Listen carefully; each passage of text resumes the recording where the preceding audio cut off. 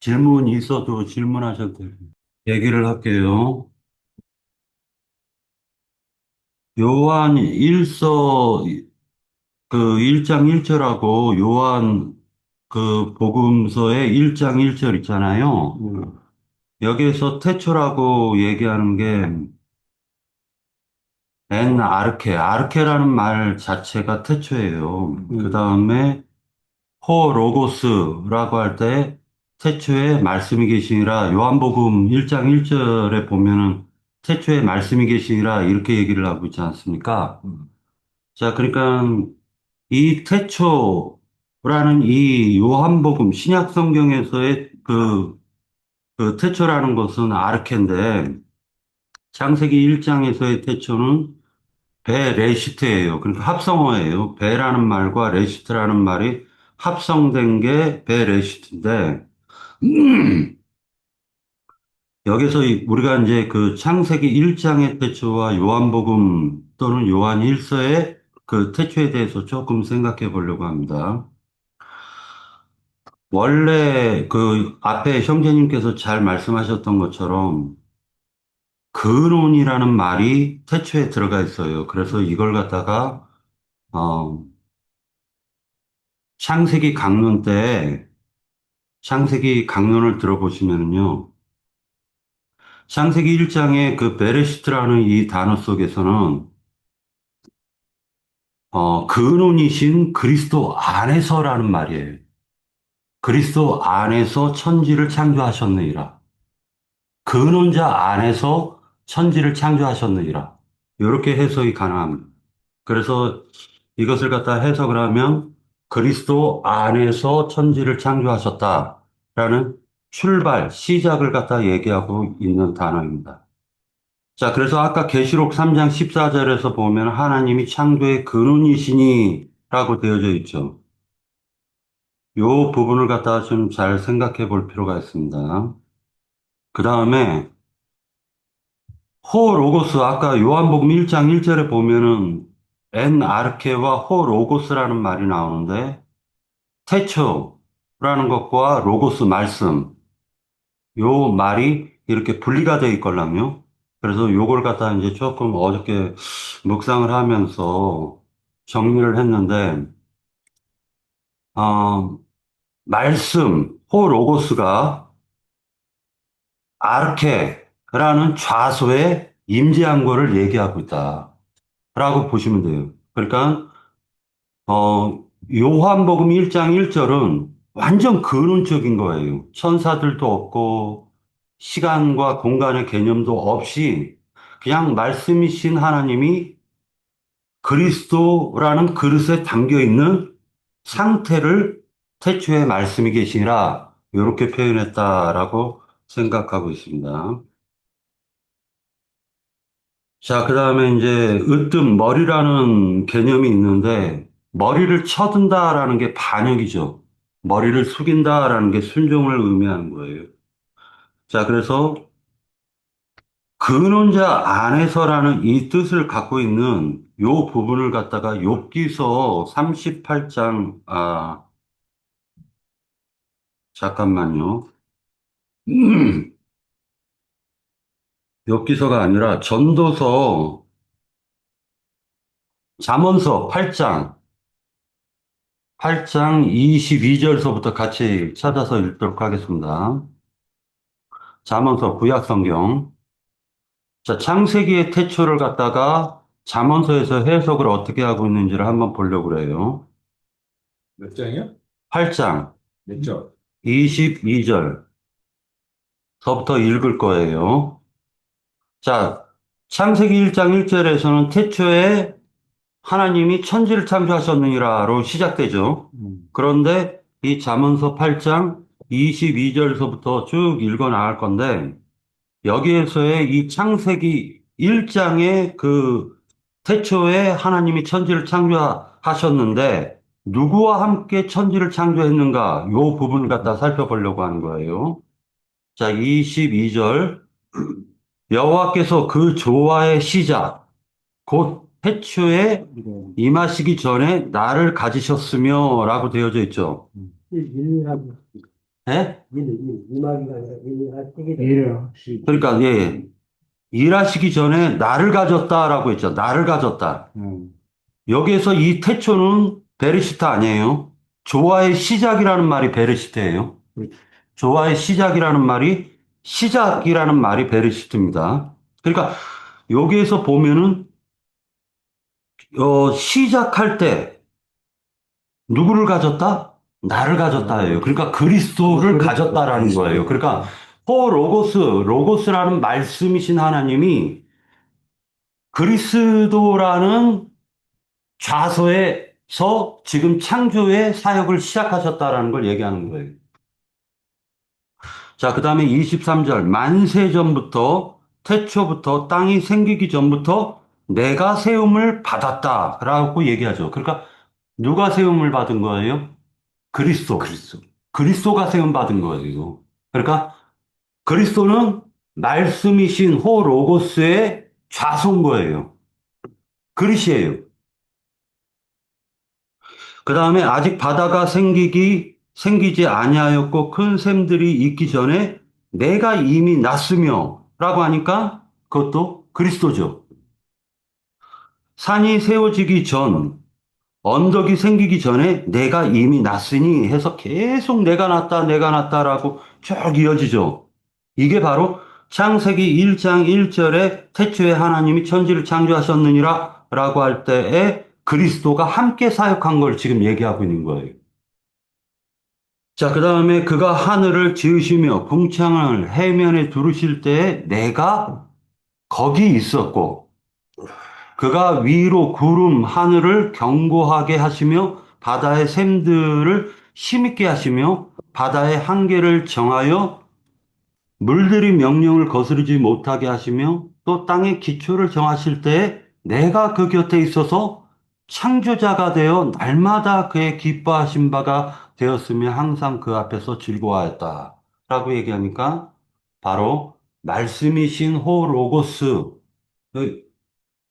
담은 그리스도와 함께 창조하신 사역을 지금 창세기 1장의 베레시트에 대한 해석을 잠언서 8장에 해주고 있는 것이다. 라고 보시면 됩니다. 두 번째 이제 찾아서 보려고 하는데요.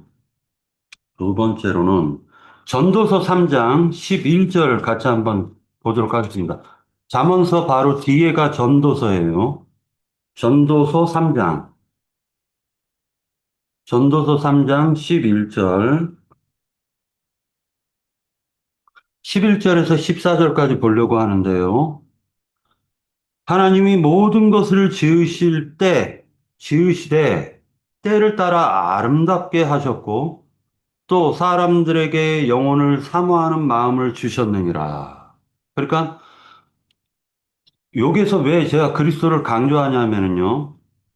하나님이 천지를 창조하기 전서부터 로고스이신 말씀이신 하나님이 그리스도 안에 담겨져 있었잖아요. 그런데 그 그리스도께서는 실제로는 배필을 구하려는 게 목적이에요. 그리스도가 찾는 건 배필이에요. 자, 그러기 위해서는 모든 것이 세상 가운데 모든 것이 지어지고 물질 세계를 짓는 거예요. 짓고 그 다음에 그 사람을 지어놓고 사람 속에 하나님을 영혼을 사모하는 마음을 그 속에 넣어주신 거예요. 자, 11절에 하나님이 모든 것을 지으시되 때를 따라 아름답게 하셨고 또 사람들에게 영혼을 사모하는 마음을 주셨느니라. 그러나 하나님이 하시는 일의 시종을 사람으로 측량할 수 없게 하셨도다. 사람들이 사는 동안에 기뻐하며 선을 행하는 것보다 더 나은 것이 없는 줄을 내가 알았고 사람마다 먹고 마시는 것과 수고함으로 낙을 누리는 그것이 하나님의 선물인 줄을 또한 알았도다. 하나님께서 행하시는 모든 것은 영원히 있을 것이라 그 위에 더할 수도 없고 그것에게 덜할 수도 없나니 하나님이 이같이 행하심은 사람들의 그 앞에서 경외하게 하려 하심인 줄을 내가 알았도다 해서 전도자가 그것을 깨달았다라고 얘기합니다. 자, 그러면 여기에서 태초, 창세기 1장의 이 태초에 대해서 좀 생각을 해보려고 하는데요. 창세기 1장의 태초는 흙사람이죠. 첫사람을 지었던 것은 흙사람이잖아요. 그러니까 이 흙사람 속에도 전도자는 무엇을 했냐면은 영혼을 사모하는 마음을 주셨다라는 거예요. 흙사람 안에다가도. 그 다음에, 두 번째로 신약복음에서 태초라고 얘기하는 지금 요한복음이라든지 요한 1서의 이 태초는 실제로는 마지막 아담인 예수 그리스도께 속한 것을 얘기하는 거예요. 그 태초를 얘기하는 것입니다. 그러니까 다시 얘기해서 위로부터 난 세 사람의 창조 사역을 태초로 보는 개념이 있다라고 저는 개인적으로 보는 거예요. 아르케라는 이 단어가 그런 신학적인 그런 내용은 없어요. 그냥 이것은 개인적으로 생각하는 것인데, 아르케라는 이 단어는 위로부터 하나님이 죄를 회개하고 돌이킨 사람에게 하나님의 영을 살려주는 그 영을 부어주셔서 구속사를 시작하는 것을 개인으로 봤을 때는 태초로 보는 거예요. 이 아르케에 대한 개념이. 그렇게 속으로 생각이 들었습니다. 이건 참고만 하십시오. 그러면 왜 그렇게 보았느냐? 첫 번째, 그 구약 성경에서 얘기하는 첫사람 아담에게 속한 사람들에게는 하나님께서 뱀에게 밥을 주셨어요. 맞죠? 뱀은 종신토록 흙을 먹을지니라 라고 하니까 뱀밥으로 첫사람 아담에게 속한 사람들은 뱀밥으로 주신 거예요. 그런데 거듭난 새 사람들은 그리스도의 식물로 주셨다라는 거예요. 그래서 사마리아 수가성 여자를 갖다가 예수님이 제자들이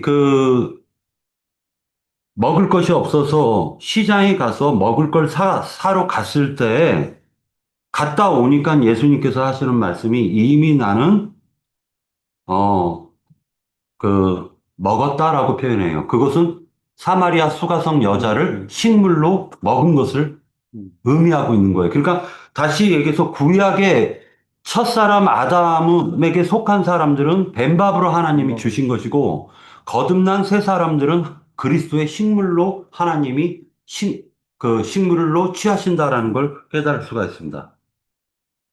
그 다음에 하나님에 대해서 설명할 때는 성경에서는 말씀이 하나님이라고 그래요. 그러니까 로고스 말씀이 하나님이라고 합니다. 그런데 이 말씀을 하나님이라고 할 때는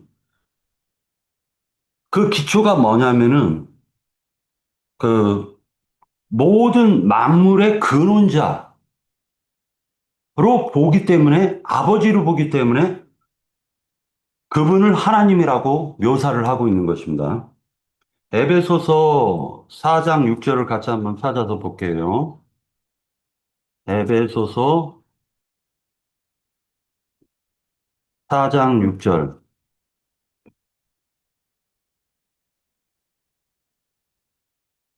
하나님도 한 분이시니 곧 만유의 아버지시라 라고 되어져 있죠. 만유 위에 계시고 만유를 통일하시고 만유 가운데 계시도다. 우리 각 사람에게 그리스도의 선물의 분량대로 은혜를 주셨나니 그러므로 이르기를 그가 위로 올라가실 때 사로잡혔던 자들을 사로잡으시고 사람들에게 선물을 주셨다 하였도다 라고 얘기해서 여기서 하나님도 한 분이시니 곧 만유의 아버지시라 라고 얘기하는 것입니다.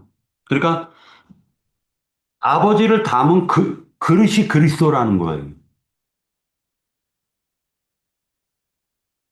자, 그 다음에 말씀을 말씀은 영원하신 하나님의 생명과 진리의 씨라고 지금 성경은 얘기하고 있어요. 그래가지고 모든 영의 아버지라고 히브리서 12장 9절에서 말씀하고 있는데 마태복음 13장에서 보면은 씨 뿌리는 비유가 나오죠. 그 씨 뿌리는 비유를 통해 가지고 네 가지 밭을 지금 성경에서 얘기해 주고 있어요. 그래서 이 네 가지 밭은 네 가지 사람들의 심령을 의미한다라고 얘기하고 있습니다. 자, 그 다음에 계시록 3장 14절을 한번 찾아서 볼게요. 계시록 3장 14절. 자, 라오디게아 교회의 사자에게 편지하라. 아멘이시오 충성되고 참된 증인이시오 하나님의 창조의 근원이신 이가 이르시되 라고 얘기하니까 하나님의 창조의 근원이 누구냐라는 것은 그리스도를 얘기하는 거예요. 그러니까 하나님께서는 그리스도의 배필을 얻기 위해서 모든 것을 창조하셨다라는 거예요. 그 근원이 그리스도에서 나온다는 거예요. 근원이. 그래서 베레시트라는 이 말에는 근원자 안에서라는 뜻이 있다는 거예요. 또 다시 해석하면 예수 그리스도 안에서 하나님께서 하늘과 하늘들과 땅을 창조하셨다. 이런 의미로도 해석이 됩니다. 자, 그 다음에 이 태초라는 이 말이 어떻게 번역이 되냐면 민수기 18장 12절을 갖다 한번 찾아볼게요. 민수기 18장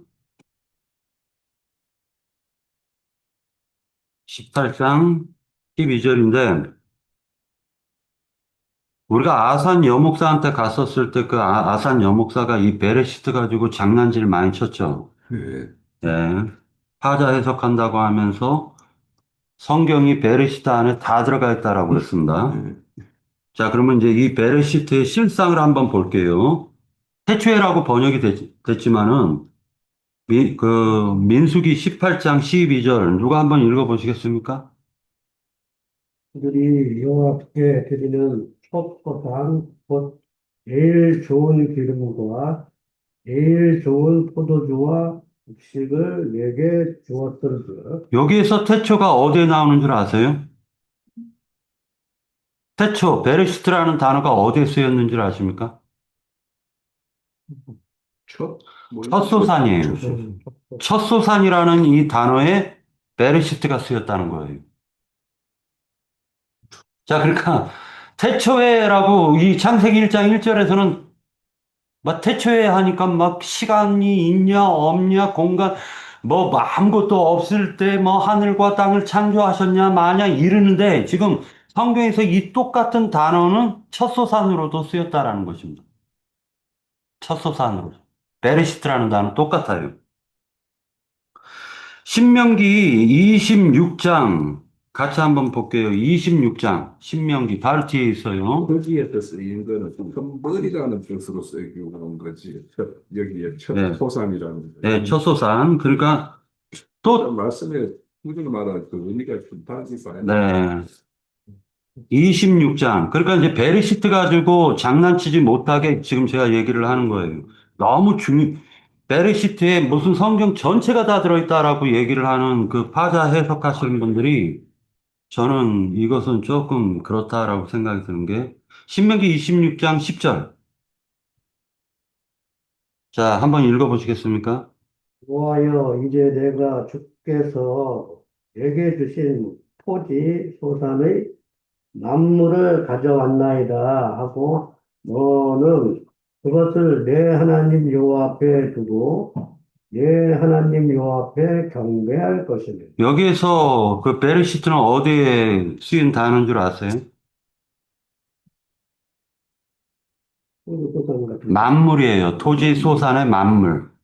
소산의 만물 네, 토지 소산의 만물. 그러니까 이 베르시트라는 이 단어가 태초라는 의미만 생각하면은 이 전체적인 흐름 깨진다는 거예요. 어디에 쓰여져 있는가를 갖다 좀 찾아보면 이 태초라는 게, 어, 의미가 하나님께서 정작 그 태초라는 것은 사람들이 하나님과 처음 만났을 때를 태초로 보는 영적 개념도 강하다라는 걸 우리가 볼 수가 있는 거예요. 자, 그 다음에 여호와를 경외하는 것이 지혜의 근본이다라고 얘기할 때 근본이라는 말도 베레시트 태초입니다. 자, 그러면 이제 그 아르케에 대해서 한번 찾아보려고 하는데요. 아르케. 사도행전 10장. 신약 성경에서 이 아르케라는 이 단어가 사도행전 10장에서도 똑같이 나옵니다. 10장 36절. 네.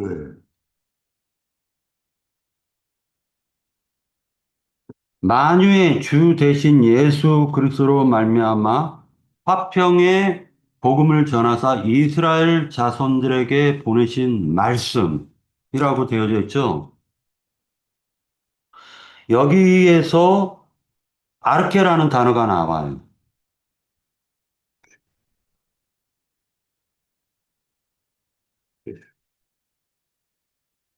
찾으신 분이 아르케가 어디에 나오는지 말씀해 주실래요?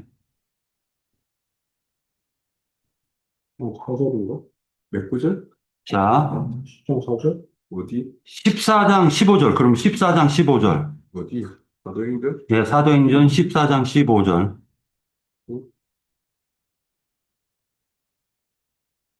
아니, 자, 이르되 여러분이여 어찌하여 이러한 일을 하느냐? 우리도 여러분과 같은 성경을 가진 사람이라 여러분에게 복음을 전하는 것은 이런 헛된 일을 버리고 천지와 바다와 그 가운데 만물을 지으시고 살아계신 하나님께로 돌아오게 함이라. 돌아오게 함이라라고 얘기합니다. 여기에서 만물이라고 말할 때 아까 얘기했던 아르케라는 말이 적용되나요? 모르지. 안 찾아봤어요. 네. 그러니까 이 아르케 간주로 이렇게 찾아서 보면은요, 살아계신 하나님에게 돌아오게 하는 게 목적인 거예요. 자, 그럼 하나님께 돌아왔을 때 그가 회개하고 하나님께 돌아와서 하나님을 만나는 시점을 개인적으로는 태초로 보는 거예요. 아르케로 보는 거라는 거예요. 그러니까 우주적 관점에서의 아르케도 있지만 하나님의 목적은 하나님의 신부를 얻는 것이 하나님의 목적이잖아요. 그러니까 태초라는 이 말의 중요성 가지고 이게 그럼 중요하지 않느냐? 너무나도 중요하죠. 중요한 말이지만 성경에서 얘기하고자 하는 이 그 태초라는 그 단어에 성경 전체가 다 기록되어져 있다 해서 억지로 해석하는 것을 경계해야 된다라는 말을 하고 싶어서 이 얘기를 했던 거예요. 자, 그 다음에 계시록의 성경에서 예수 그리스도를 가르쳐 가지고 처음이요, 나중이요, 시작과 끝이요, 알파와 오메가라고 하죠. 그때 예수님이 모든 그러니까 그리스도를 위해서 모든 것이 지어졌고, 우리들도 그리스도를 위해서 지어진 사람들이다라는 것을 갖다 생각하고, 꽃도 왜 피냐면은 그리스도를 위해서 꽃이 피는 거고, 말 그대로 저 닭이 꽃게어 하면서 알 낳는 것도 사실은 그리스도를 위해서 알을 낳는 것이다. 라고 보여집니다. 예. 저는 여기까지만 하겠습니다. 무슨 사도행전 14장 15절에 만물이라는 것은 만물과 만물이 좀 다를 것 같은데? 아니, 제가 예, 이거 찾다가요. 내가 여기에는 예, 베르시아나 아르케가 사용되는 것은 없고 예, 제가 예, 잘못 찾은 것 같아가지고 예. 제가 지금 그거 그러니까 한번, 만물이라는 거는 첫 소산, 첫 열매를 네, 말하는 으뜸, 거니까 예, 그거는 뭐냐면 머리라는 뜻이 있어요. 예, 머리라는 머리, 말은 대표성을 가지고 있는 예, 거예요. 그래서 첫 소산, 첫 만물 그거는 네, 그런 어떤 사상이고 네, 이 창세와 관련 우리 그 아까 그 뭡니까 잠언서 8장 23절에 보면은 네, 거기에 보면 만세전, 그렇지. 태초전, 땅이 지어지기 전 이렇게 되어 있죠. 네, 그 시간 계절 거기 보면은 다 세계가 달라요. 영원 속에 태초라는 게 있고 태초 속에 창세전이라는 세계가 있는 거예요. 네, 그러니까 영원이라는 것과 우리가 창세전이라는 개념은 영원이라는 분은 그 존재성이에요. 근데 창세전은 뭐냐 하면 이미 이 물질 만물을 창조할 계획을 가지고 있는 그 어떤 계획을 가지고 있는 그 상태. 그 영역을 창세전 이렇게 표현해요. 왜 그 창세라는 말을 엮는 거기에 창세라는 말을 엮는 이유가 있는 거예요. 그러니까 거기에는 창세라는 어떤 하나님의 뜻이 이 우주 공간에 펼쳐지는 어떤 그 단계와 그 이전의 단계라는 것을 이렇게 구분하기 위해서 창세라는 말을 붙여가지고 창세전과 창세후로 나눈 것이고 그 창세의 어떤 모든 계획이 그 원천적으로 존재하는 것은 뭐냐 하면 태초라는 개념이고, 태초는 하나님의 영원은 영원까지라는 그 속에 태초가 있는 거, 이런 개념으로 우리가 그거를 뭐라고, 우리 큰 그릇 속에 작은 그릇이 있고, 작은 그릇 속에 또 작은 그릇을 이렇게 담듯이 그런 개념으로 좀 우리가 이해할 수밖에 없을 것 같아요. 이 태초, 만세전, 뭐 창세전, 이런 개념을. 그런 개념으로 좀 이해를 하시면 좋겠고, 그러니까 박영재님이 여러 가지 첫 소산 이런 것들은 뭐냐면 그, 그 태초라는 그 거기에 보면 아까도 그 파자 해석 부분 한 번만 봅시다. 이게 우리가 단순하게 이 말에 막 모든 게 다 들어있냐 막 이런 말을 하는 것도 이제 맞아요. 맞지만은 이 베레시트라는 단어 6개에는 사실은 이게 많은 것들을 함유해요. 뒤에 보면 타브라는 거 이게 뭐라고 하냐면 표라는 뜻이 있죠, 표. 이 표가 뭐냐면 십자가표라고 일반적으로 파자 해석하는 사람들이 해요. 그래서 이 베레시트라는 말 속에는 그가 머리가 되는 그 근원의 출발이 그것이 성취되는 것이 뭐냐면 십자가를 통해서 온전히 머리로서 이제 이치를 확보하는 어떤 그런 개념을 또 이해하는 부분이 있어요. 이 바다에서 저 예전에 이거 베르시트 참 진짜 많은 자료를 막 서치해가지고 많이 봤거든요. 그래서 이 6글자가 가지고 있는 것들을 이렇게 밑에 보면은 뭐 해석이 뭐 3개 정도만 내가 이렇게 해놨는데 사실은 여러 개가 더 있어요. 그러니까 이 글자를 조합을 해보면 이 베레시트라는 낱말 속에는 여러 가지로 막 그냥 의미를 붙여서 해석을 해볼 수 있겠구나 하는 것들이 있어서 이 말 가지고 그렇게 많은 사람들이 이런 뜻 저런 뜻 막 이렇게 해석을 하고 있어요. 그런데 그런 만큼 이 베레시트라는 말이 단순한 말은 아니라는 거예요. 그러니까, 태초 하면, 만물이 있기 전, 전후, 이런 단순한 개념으로만 이해 가질 수 없는 말이 이 태초라는 개념에 이렇게 함유되어 있다라는 정도로만 우선 이해를 하고, 그렇게 가는 것이 오늘 어떤가 싶어요. 저도 단정은 못하겠어요, 이 세계는. 그러면 제가 하나 질문만 하나 몇 개 좀. 아니, 아니, 지금 요거 마이크 소리 때문에 마이크 소리 방해하고 때문에. 하는 거.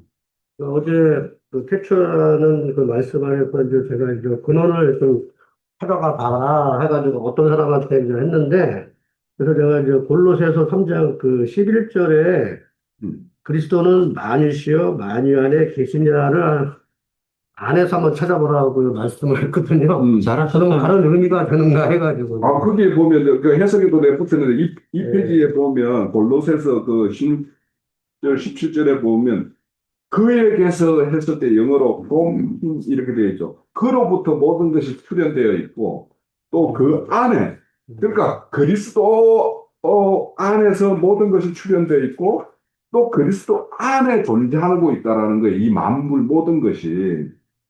그래서 우리가 아까 자문서도 그 이해를 잘해야 돼요. 8장 보면 실제 뭐 이야기하는 거는 그리스도를 직접적인 표현 안 하고 있어요, 거기에.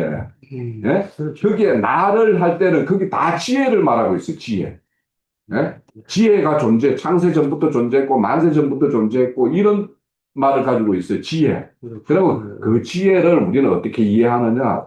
그것이 그리스도의 어떤 실상을 거기에서는 지혜로 표현했다라고 말을 하고, 지혜가 지었고, 아이, 그렇지. 이 우주 만물을 하나님 말씀으로 이렇게 있으라 했는데, 그러면 그 있으라고 할 때는 뭡니까? 모든 조화를 뭡니까? 하나님 지혜 속에서 나온 거잖아요. 그죠? 그래서 거기에서 8장에 보면 지혜를 말하고 있는데, 그 지혜는, 그리스도를 말한다.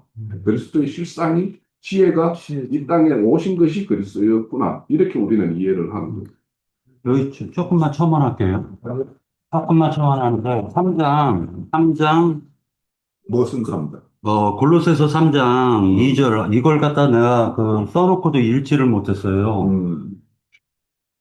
제가 이제 이 그리스도에 대해서 좀 생각을 해봤어요. 그러니까 이제 로고스를 그리스도 안으로 담았지 않습니까? 왜 그리스도를 그릇으로 보았는가? 그리고 그리스도가 하나님이다라고 왜 보았는지를 갖다 좀 잠시 생각을 해보려고 하는데, 3장 3절에서 보면은, 자, 이는 너희가 죽었고 너희 생명이라고 되어져 있죠. 너희 생명이 그리스도와 함께 하나님 안에 감추어졌다라고 얘기하고 있습니다. 그러니까 생명사계가 그리스도다라고 얘기하고 있는 거예요.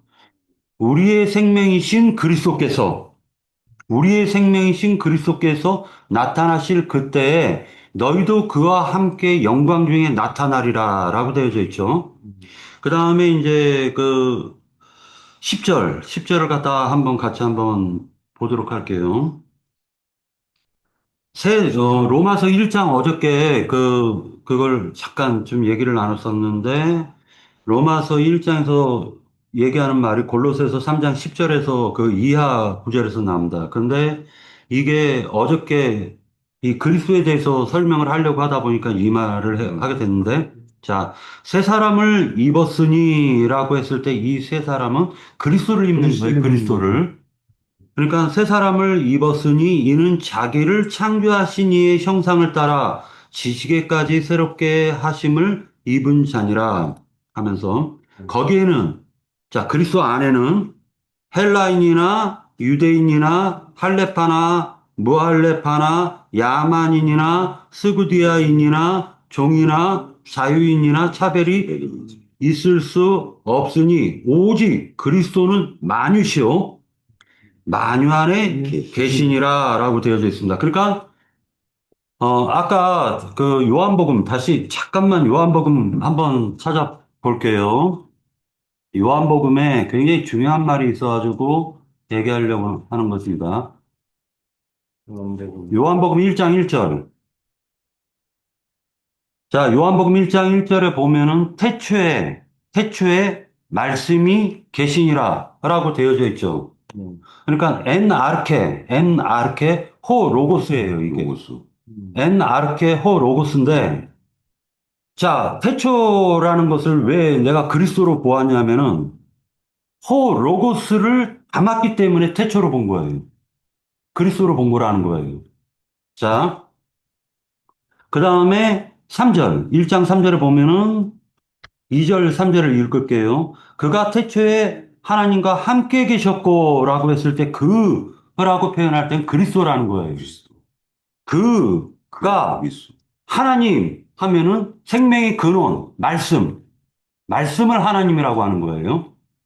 그러니까 말씀이신 하나님을 담는 그리스도를 생각하셔야 됩니다. 그 다음에 3절 만물이 그로 말미암아라고 했을 때는 그리스도죠.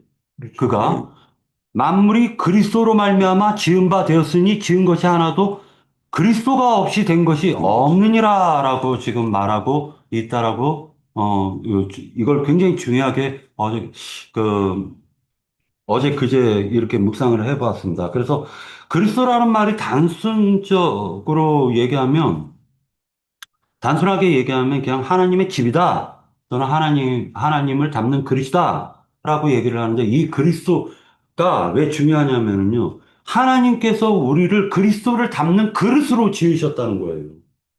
하나님을 믿게 한 목적이 뭐냐면 우리의 옛사람은 뱀이 담겨져 있죠. 마귀가 담겨져 있는 거잖아요. 그러니까 그 마귀가 담겨져 있는 것을 십자가에서 처단시켜 버리시고 심판하시고 이제 새 사람을 입혀가지고 그리스도를 입혀서 우리를 갖다가 그리스도 안으로 만유 안으로 그리스도 안으로 집어넣으려는 게 하나님의 목적이다. 그래서 그리스도를 생명사계니까 그리스도 안에서 영원한 영생의 세계로 들어가는 것이 하나님이 최종 목적이다. 이렇게 보았습니다. 예. 한 가지만 더 네. 알아볼게요. 골로새서 3장 10절 있죠, 금방. 네, 네. 방 본 것 중에 요거 KJV 성경 누가 가지고 계신 분 계세요? KJV 성경. 여기 보면은 새 사람을 입었으니 이는 자기 일을 창조하신 이의 형상을 따라 지식의 까지라고 되어 있죠. 네, 지식에까지. 그런데 이걸 KJV 성경에 한번 찾아보면 지식 안에서 되어 있어요. 네, 맞아요. 지식 안에서. 지식의 까지라고 하면 막 지식을 추구해야 되는 것처럼 이렇게 되어 있죠. 그죠? 그런데 지식 안에서 새롭게 함을 입는다는 뜻이에요. 그러니까 예, 우리가 잠언서도 아까 보면 지혜 안에서 이렇게 만물을 새로 짓고 뭐 유지시키고 이렇게 하는 것처럼 이렇게 지식 안에서와 지식에까지라는 개념은 우리가 좀 달리 가지기가 좀 있죠. 그래서 우리가 지식이라는 것은 우리의 추구의 목적이 아니에요. 그 지식을 가지고 그 안에서 새로움을 입지 못하면 아무 의미가 없는 거예요. 예, 그런 것을 가지고 있어서 그거 하나만 해요. 네. 시간 돼요? 음. 네. 그러면은 이 그 지식을 새롭게 하심을 입은 자니라라고 얘기를 할 때 이 지식은 위에서 부어진 지식이에요. 그리스도. 그리스도를 지금, 그러니까 기름 부음 받은 자라는, 그리스도라는 게 기름 부음 받은 자라는 의미도 있지만은 기름을 부어주신다라는 의미가 있는 거예요. 그러니까 그 기름이라는 게 말씀이라는 거예요. 로고스라는 거예요.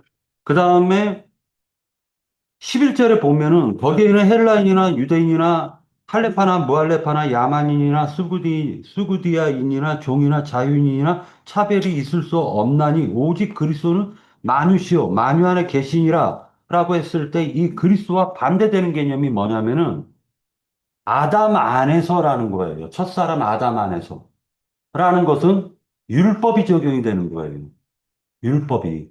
그러니까 아담 안에서는 죄가 왕노릇하는 것이고 그리스도 안에서는 만유이신 그리스도가 왕노릇한다. 생명이 왕노릇한다라는 개념도 여기에선 포함이 돼 있다라는 그래서 무엇 안에서라는 게 되게 중요해요. 그래서 아까 창세기 1장에 베레시트라고 얘기했었을 때 왜 그것을 갖다가 그리스도 안에서 하늘들과 땅을 창조하셨다라고 왜 얘기를 한 거냐면 그렇게 해석하는 것이 맞다라고 개인적으로 보는 것은 하나님 그리스도를 위해서 만유가 지어진 것이기 때문에 모든 만유는 그리스도를 위해서 지어진 거거든요. 그러니까 하나님의 목적은 태초에 하나님이 천지를 창조하셨다라는 것은 그리스도 예수 안에서 하늘과 땅들을 창조하신 것을 지금 성경이 얘기해 주려는 게 목적이라는 거예요. 목적 자체가. 그래서 그렇게 해석을 했었던 것입니다. 예. 그래서 이걸 내가 덧붙이는 이유는 네. 왜냐하면 그노시스 우리 영주주의자라고 하는데 그들은 특별한 지식을 가진 자들이 지식이 구원을 한다라고 말을 하고 있잖아요. 그죠? 네네. 그래서 이 번역이 잘못하면 지식에까지 새롭게 한다라는 말이 막 우리가 지식을 추구하는 것이 최고의 어떤 우리 신앙의 어떤 목적인 양 할까 봐. 근데 지식 안에서 우리는 새로움을 입는 것이 목적이지 새로움을 입는 것이 우리 최종 목적이지 지식을 막 구비하고 막 이것이 목적이 아니라는 걸 내가 말씀드리고 싶었어요. 네. 네.